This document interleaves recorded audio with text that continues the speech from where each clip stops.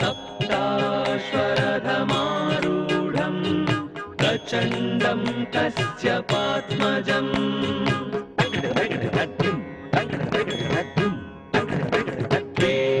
श्वेतपद्मधरं देवं त्वं सूर्यं प्रणमाम्यहम्।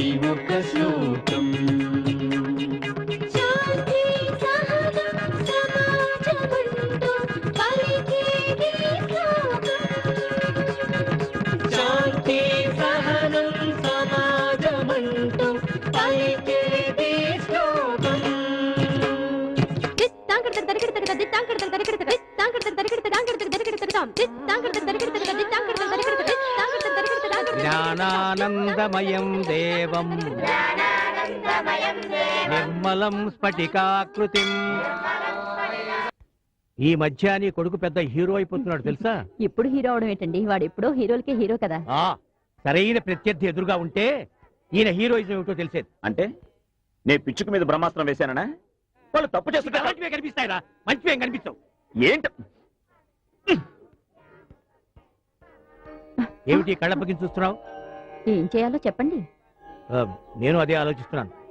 అసలు చేతి నిండా పనుంటే ఇలాంటి అరిష్టాలు ఏమీ రావే. ముందు వాడి చేతులు నోరు కట్టేయాల్సిందే. అన్నే పాపం. ఆ పాపానికేనమ్మా పరిష్కారం ఆలోచిస్తుంది. ఆ గోదావరి ఒడ్డున వేద పాఠశాల కొట్టొచ్చినట్టు కనిపిస్తోందేమో. అందరి కళ్ళు దాని మీదేనండి. అక్కడ రిసార్ట్స్ కడితే కనకవర్షం కురుస్తుందట. ఎంత రేటైనా ఇచ్చి కొంటామంటూ ఆ రామసుబ్బారెడ్డి మనుషులు రోజు వచ్చి నా ప్రాణాలు తోడేస్తున్నారు. శివాలయాన్ని పడకొట్టి షీర్లు అమ్ముకున్నట్టు వేద ఓడి ఆలోచనలు వీళ్ళు. చూడండి, ఆ పవిత్ర స్థలం అక్కడ అలాగే ఉండిపోవాలి. నా తదనంతరం కూడా ఆ స్థలం జోలికి ఎవ్వరూ పోకూడదు. అంచేత దాన్ని మీ పేరు రాసిస్తున్నాను. సంతోషం బాబు. దానికి మంచి ముహూర్తం చూస్తే ఆ శుభకార్యం కాస్త జరిపించేద్దాం. ఏమంటారు? ఇంత సహృదయంతో మీరు ఇంత మంచి పని చేస్తుంటే రెండు చేతులు ఎత్తి దండం పెట్టడం తప్ప మేము ఏం చేయగలం? ఏంటా నిన్న పంతులు గాడు మమ్మల్ని కొడుతూ ఉంటే వీడు నవ్వుతూ ఎంజాయ్ చేస్తాం. ఇప్పుడు మేము వీడిని కొడుతూ ఎంజాయ్ చేస్తాం.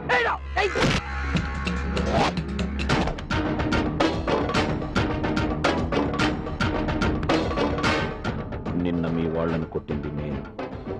మధ్యలో పాపం వాళ్ళేం చేశారు? దమ్ముంటే నాతో పెట్టుకో. నిన్ను నీ గెటప్ చూసి ఏదో అనుకున్నాను. Something different. నిన్న మా వాళ్ళని కొట్టినందుకు నీతో ఆడుకోవాలని వచ్చాను. నీ క్యాచ్ చూసి నీతో ఆడుకుందాం అనుకుంటున్నాను. ఆడుకుందాం, వస్తావా?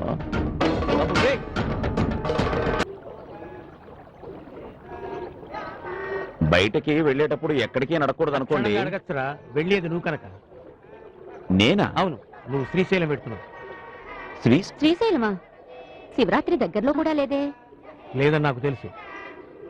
నేను వాడిని శ్రీశైలం పంపుతున్నది వాడు అక్కడ నిత్యాగ్నిహోత్రం చేస్తాడని కాదు, ఇక్కడ మారణ హోమం చేయకుండా ఆపడానికి. నేనంత ఘోరం ఏం చేశానని నాన్నగారు అంత కఠినంగా మాట్లాడుతున్నారు? ఏం చేశావో ఏం చేయలేదు, అసలు నువ్వు వేద పండితుడు వీధి రవుడివో చెప్పాల్సినవే కాదురా. వీడి గురించి ఊరంతా కోడై కూస్తోంది. ఏమిట్రా అసలు ఏం జరిగిందో నాతోనైనా చెప్పు. అలా తల దించుకున్నాడంటే వాడేదో తప్పు చేసినట్టేగా. తల దించుకుంది తప్పు చేశానని కాదు, కనీసం అమ్మైనా నా కళ్ళలోకి చూసి నిజం తెలుసుకుంటుంది. ఆవిడ యశోదమ్మరా, నువ్వు చేసే చేష్టలని శ్రీకృష్ణ లీలని సరిపెట్టుకోగలవు. కానీ నేను నలుగురిలో తిరగవలసిన వాడిని. నా కొడుకని గర్వంగా చెప్పుకోవాల్సిన నేను ఇంత బాధ్యతారహితంగా అగౌరవంగా పోరంబోకులా తిరుగుతుంటే ఎందుకురా ఈ వెధవ బతుకు? ఎందుకమ్మా నాన్నగారు అంత అశుభంగా మాట్లాడుతున్నారు? అది కాదమ్మా, గుళ్ళో నిర్మాల్యం తీసేస్తే దాన్ని ఒక రకమైన పూజ అంటున్నారు. అదే సమాజంలో ఎదుగుతున్న కలుపు మొక్కల్ని ఏరిపారేస్తుంటే వీధి రౌడీజం అంటున్నారు, గూండాయిజం అంటున్నారు, ఇంకా ఏవేవో అంటున్నారు. ఇందాకటి నుంచి కోడై కూస్తోంది అని ఆయన అంటున్నారే. కోడై కూస్తోంది వాళ్ళ బతుకుల్ని బాగు చేయమని, వాళ్ళ చీకటి జీవితాల్లో వెలుగు నింపమని.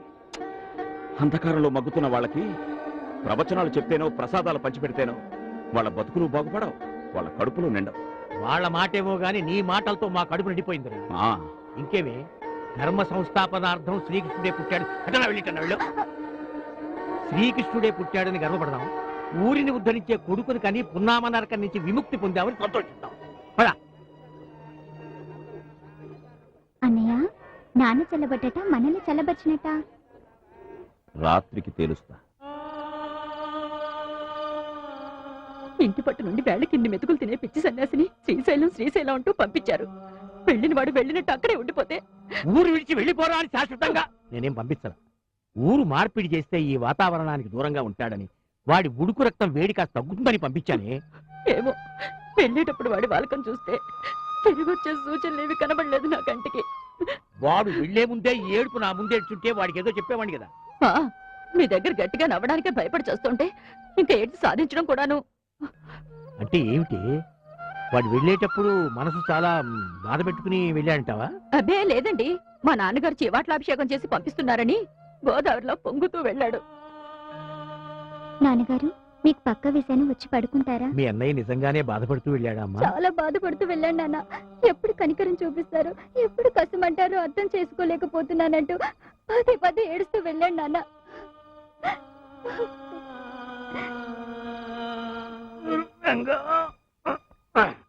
శ్రీరంగా, నీకెంతో భక్తితో నిష్ఠతో పూజలు చేసి ఏడుస్తున్నానే, దానికి వరంగా నాకీ పిచ్చి కోపం ఆవేశం ఇస్తావా? పైగా వాటిని నా కొడుకు మీద ప్రయోగించి వాడి మనసు కష్టపెడతావా? ఇదిగో 24 గంటల లోపల నా కొడుకు తిరిగి రాకపోతే నీకు అర్చనలు లేవు, కీర్తనలు లేవు. మానస సంచరరే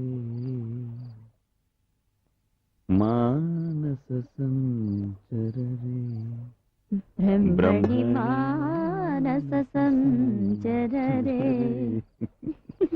ఎందుకా ముసిముసి నవ్వులు? గొప్పగా నాటకం ఆడారుగా, గట్టిగానే నవ్వండి. గట్టిగా అంటే అంత గట్టిగా కాదు.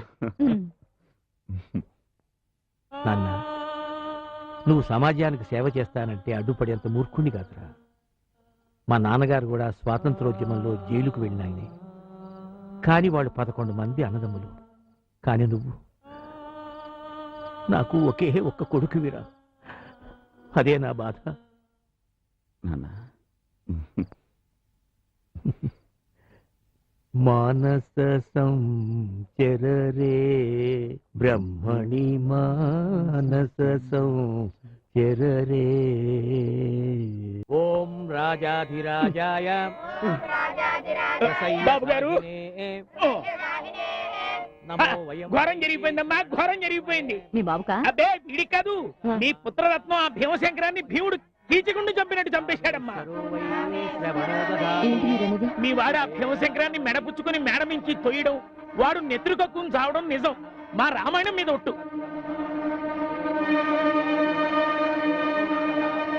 సాక్ష్యాధారాలు తారుమారు చేసి మీ వాడు పోలీసుల నుంచి బయటపడడం పచ్చి నిజం. ఆ భగవద్గీత మీద ఒట్టు. ఏమిటయ్యా ఇందాక నుంచి చూస్తున్నాను, చాలా అధిక ప్రసంగం చేస్తున్నావు. అయ్యా, మీ వాడికి వేదమే కాదు నరమేధం కూడా తెలుసు, నాకు ఇప్పుడే తెలిసింది. నా మీద ఒట్టు. అమ్మో, అతను వచ్చేస్తున్నాడు. ఇంకా నా బతుకు శ్రాద్ధానికి ఎక్కువ, తద్దినానికి తక్కువ అని ఇంకోసారి ప్రసాదం పేరెత్తితే చంపుతా. లోపలికొచ్చే ముందు ఆ గోదాట్లో 3 సార్లు మునిగి మాకు తర్పణాలు కూడా విడిచి రాలేకపోయావు. ప్రతి మనిషికి 2 రకాల చావులుంటాయిరా. ఒకటి భగవంతునిచ్చిన ఆయువు తీరేదాకా బతికి ఆ తర్వాత రాలిపోవడం, అది పరిపూర్ణమైన చావు. రెండోది రోగాలతో రొస్టులతో కుళ్ళి కుళ్ళి కాలం చేయడం, అది ముదరష్టపు చావు. ఈ రెండూ కాకుండా నువ్వు జరిపే ఈ హింసాకాండతో ఎందుకురా నన్ను అల్పాయుష్కుణ్ణి చేస్తావు? ఏమండి, ఏమండి, ఈరోజు శ్రావణ శుక్రవారం, భర్త నిండు 100 ఏళ్ళు జీవించాలని ప్రతి ఆడది కోరుకునే పుణ్యదినం. మీ కాళ్ళు పట్టుకుని వేడుకుంటున్నాను, ఇంకెప్పుడు ఇలాంటి అమంగళమైన మాటలు మాట్లాడకండి. వేళ కొడాలికైనా కూడా నన్ను మీ నుంచి దూరం చేయకండి. నేను కాదే చేస్తున్నది. అడ్డమైన వాళ్ళని నీ కొడుకు నరికేస్తుంటే రేపు మనడ్డు కూడా తొలగించుకోడనే నమ్మకం ఏముంది? అయ్యో లేదండి, వాడికి కాస్తంత ఆవేశం ఉంటే ఉండొచ్చు, కానీ వీళ్ళు చెప్పే కట్టుకథలు విని వాణ్ణి హంతకుడిగా చూడకండి. ఎంతైనా మన బిడ్డ కదండి. కట్టు కథో కాదు, నువ్వే అడిగి ఎంతవరకు మన బిడ్డో నువ్వే తెలుసుకో. చేరా, నువ్వు ఆయన ఎవరినో కొట్టి చంపావట, నిజమా? చెప్పరా, చెప్పకపోతే నన్ను చంపకు తినట్టే.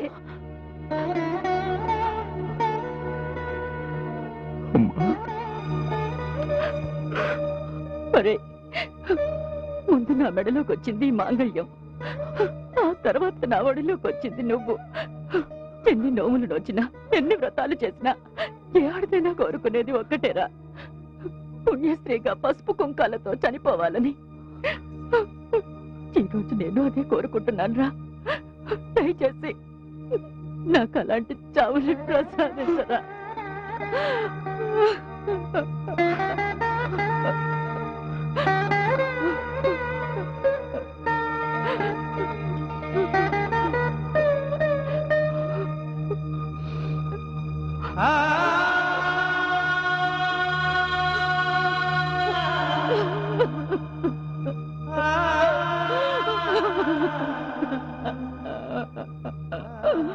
ప్రజావాన్ పశుమాన్ భవతి య ఏవం వేద యోపామాయతనం వేద.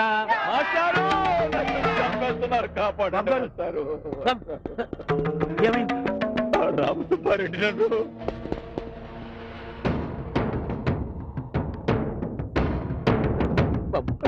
దండం పెట్టాను, ఆయన ఏం చేయకండి.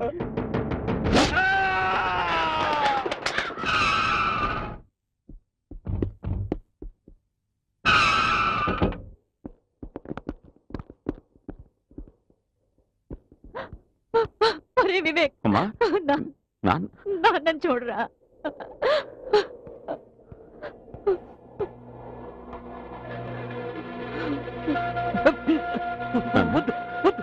నాన్న, ఆయన ఏం చేయదు. నాన్న, నాన్న, నేను నాన్న, నీకు తెలుసురా, మన జమీందారు గారికి లేరు. ఏమైంది నాన్న? వాళ్ళు దుర్మార్గులు, రాక్షసులు, దారుణంగా పొడిచి చంపేశారా. ఇక్కడే నేను పిల్లలకి పాఠాలు చెప్పుకుంటున్నాను. అటు నుంచి జమీందారు గారు పరిగెత్తుకుంటూ వచ్చారు. ఆయన వెనకాతల కత్తులు పుచ్చుకుని తరువుకుంటూ, వాళ్ళు మనుషులు కాదురా, పచ్చి మాంసం తినే రాబందులు. ఆయన రక్షించండి రక్షించండి అంటూ నా మీద వాలిపోయారు. ఒక్కడిని ఇంతమంది నుంచి నేనేం రక్షించగలను? పిల్లల చెల్లా చెదరైపోయారు. అక్కడికి వాళ్ళ చేతులు పట్టుకున్నాను, వాళ్ళ కాళ్ళు పట్టుకున్నాను, బతిమాలాను. రక్షించండి మహానుభావుడు, వదిలేయండి అన్నాను. నన్ను తోసేశారు. తోసేసి ఆయన రెక్కలు బెగ్గట్టారు. కట్టి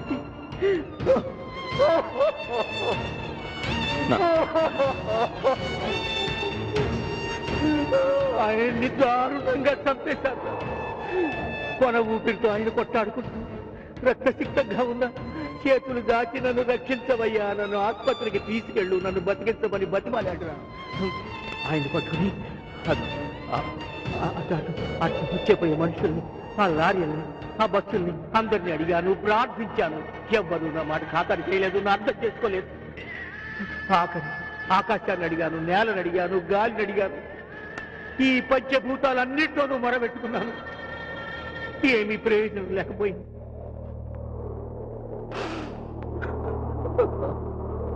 ఇక నాతో లాభం లేదని ఆయన చివరి శ్వాస పంచభూతాల్లో కలిసిపోయింది. ఇది గూండాలు స్వైర విహారం చేసే రాజ్యంగా, ముఠాదారులు శాసించిందే శాసనం. న్యాయం ధర్మం నశించిపోయాయి, మానవత మంచితనం మట్టి కలిసిపోయాయి, సమాజం కూలిపోయింది. ఎక్కడో ఎప్పుడో ఎవరో ఒకళ్ళు పుట్టాలి, ఈ కాలుష్యాన్ని కల్మషాన్ని కడిగియాలి. మనిషి రూపంలో ఉన్న రాక్షసులకి సమాధి కట్టాలి. అప్పటి వరకు ముక్తి లేదు, మోక్షం లేదురా. నాన్న, నాన్న,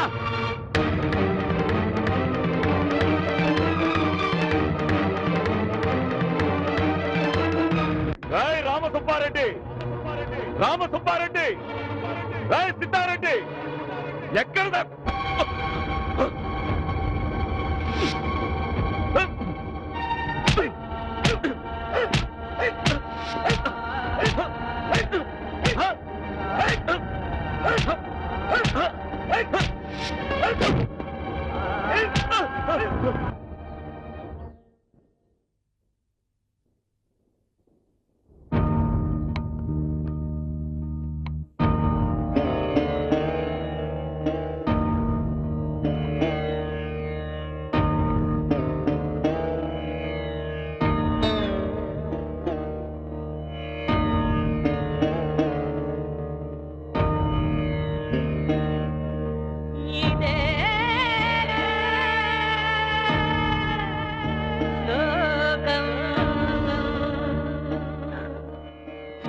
నమస్కారం నమస్కారం నమస్కారం నమస్కారం నమస్కారం. మీ కాళ్ళు పట్టుకుంటాను.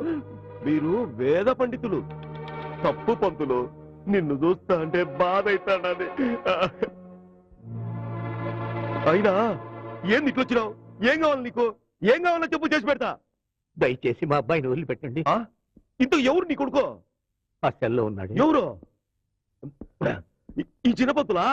అయ్యో, అయితే ఇన్స్పిటేషన్ పో.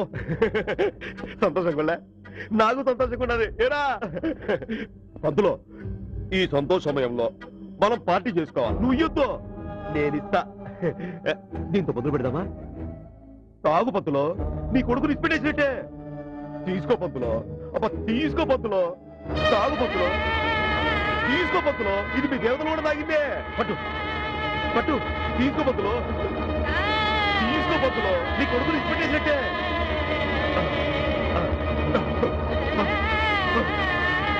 ఇస్పెడతా పంతులో, నిజంగానే ఇస్పెడతా.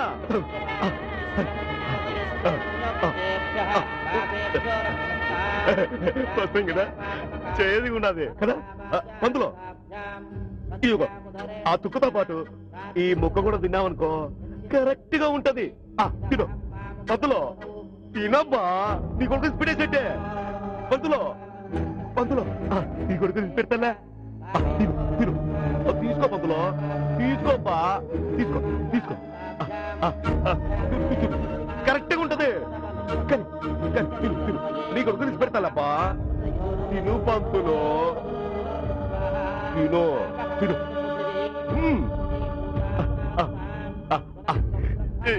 ఎట్టగున్నది రుచి, కమ్మగా లేదో?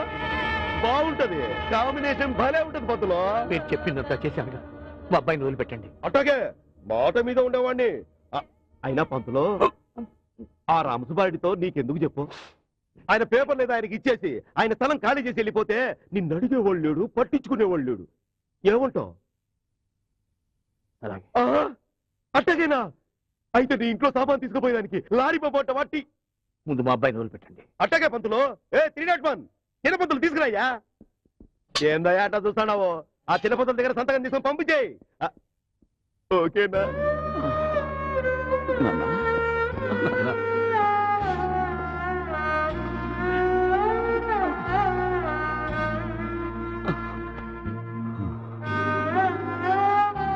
ఏం పంతులో, చుక్కేసినావు, ముక్కే తిన్నావు. ఇంకేమైనా కావాలనిపిస్తే ఫోన్ కొట్టు. చిటికెలో చిటికెలో. పంతులో, మాట ఇచ్చినావు, మాట మీద ఉండాలా?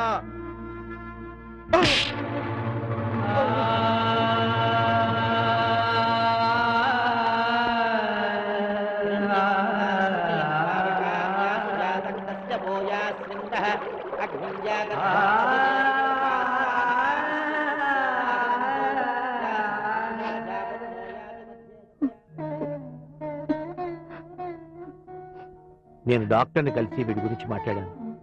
జాగ్రత్తగా ప్రయాణం చేస్తే మరేం పర్వాలేదన్నారు. నువ్వు ఈలోగా సామాన్ సర్దేస్తే ఉన్నట్టుండి ఎక్కడికి నాన్న ఈ ప్రయాణం? ఈ ఊరిని, ఈ మనుషుల్ని వదిలి వెళ్ళిపోతున్నావు. ఆ గోదావరిని, ఇంటిని శాశ్వతంగా మర్చిపోతున్నావు. అంతకంటే నన్ను శాశ్వతంగా మర్చిపోలేరమ్మా? వద్దురా, జరిగిన అశుభాలు చాలు. మీ నాన్నగారు చెప్పినట్టు మనం ఈ ఊరు వదిలి వెళ్ళిపోవడం అందరికీ శ్రేయస్కరం, శుభం. అమ్మా, పోలీస్ స్టేషన్ లో నాన్న నా కోసం తన ఆత్మగౌరవాన్ని తాకట్టు పెట్టినప్పుడే సగం చచ్చిపోయాను.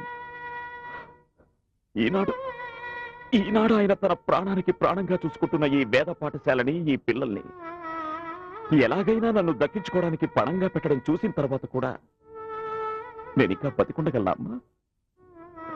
వీల్లేదమ్మా. ఈ గోదావరిని ఎవ్వరూ ఎలా కదపలేరు, ఈ ఇంటిని మన నుండి ఎవ్వరూ కదపలేరు. ఇక్కడ రోజు వినిపించే వేద ఘోష ఏనాటికి మూగబోదు. పోనివ్వను. నమస్కారం పెద్ద పంతులు.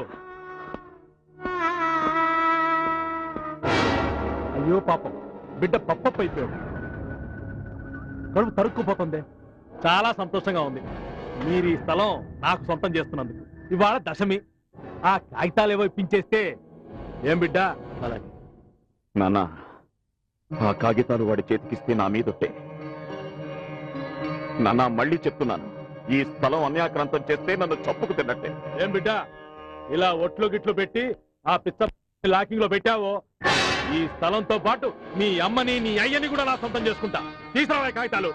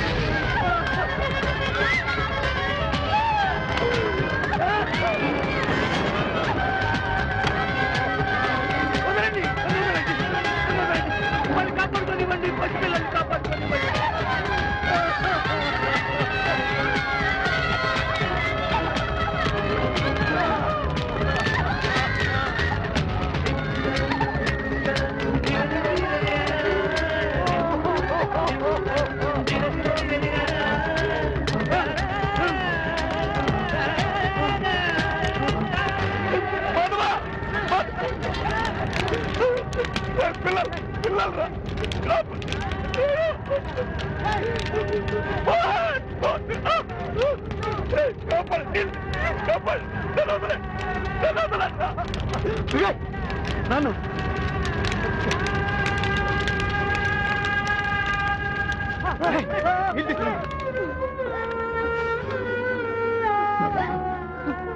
నాన్న